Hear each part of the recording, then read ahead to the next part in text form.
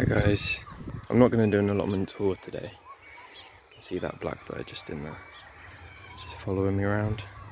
I don't know what it's eating. But yeah, so I mean I'm slightly disheartened because like the melons, although they're right, they have been eaten quite a bit. But there is still signs of hope. Like some of these runner beans that I thought were long gone, and they've sort of re-sprouted. But I have got some more runner beans at home that I'm going to grow to a decent size, like maybe like a foot or something, 1.5 foot, before planting them out here.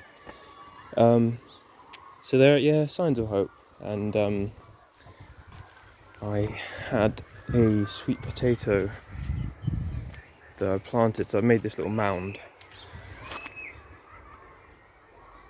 And this is the sweet potato that I planted out. And it was 3 days ago, and it hasn't actually been eaten, which is, yeah, quite surprising. And I thought maybe it's because of the mound thing that's going on. So because of that, I've kind of built it up a little bit more, and I've planted this one out today. But I've got 3 more plants at home in the greenhouse, and the plan was originally to plant them here, which I'm still going to do. But to see if the mound idea helps, I'm going to try and build this up into a bit of a mound. Which leads me on to my next thing. So in order to do that, I need more compost, really. And then I thought, well, why don't I try looking in the compost heap, which we've never turned or anything. So I decided to try and turn it all over. So you can see I've stacked all of the new stuff that hasn't decomposed on that side, and I'm actually left here like a decent amount. Well, it's sort of like half compost. It's not like, you know, fully decomposed stuff, but that's good enough for me. So what I'm going to do is like try and excavate as much as I can out of it, and when I've done that, I'm going to try and put all of this stuff back in. And then I guess I could try and excavate that side down there and sort of have 2 halves to the compost heap, because otherwise to get the compost you've got to take everything out and then put it all back in. So it's probably easier to have 2 halves where you can just sort of keep switching. So yeah, I was quite pleased with that. I mean, I don't think we've ever emptied this compost heap in the last couple of years that I've had the allotment, even though my mum was sort of looking after it and that. So yeah, quite happy with that. So I'm going to try and put some of that into the wheelbarrow, go back over there, build up a mound, and yeah, then I can plant some sweet potatoes down there soon. So yeah, quite happy with that. Strawberries are finally done. I mean, there are still strawberries that I could probably go through and pick a couple to eat, but they're pretty much done.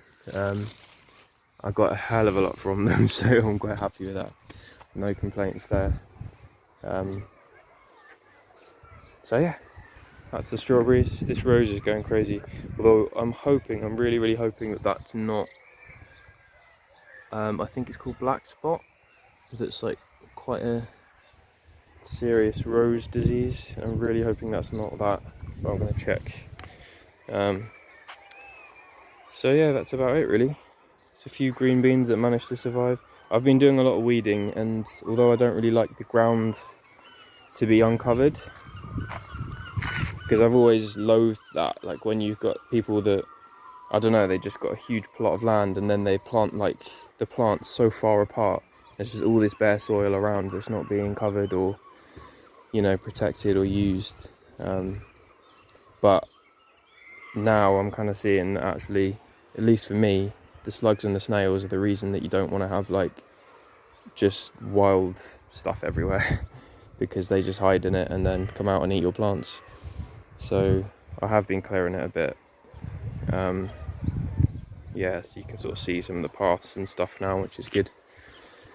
But yeah, that's about it really. I'll probably do a full tour in July, see what's going on. But yeah, for now it's going alright. Snails have been a big problem. Got tomatoes are doing well though.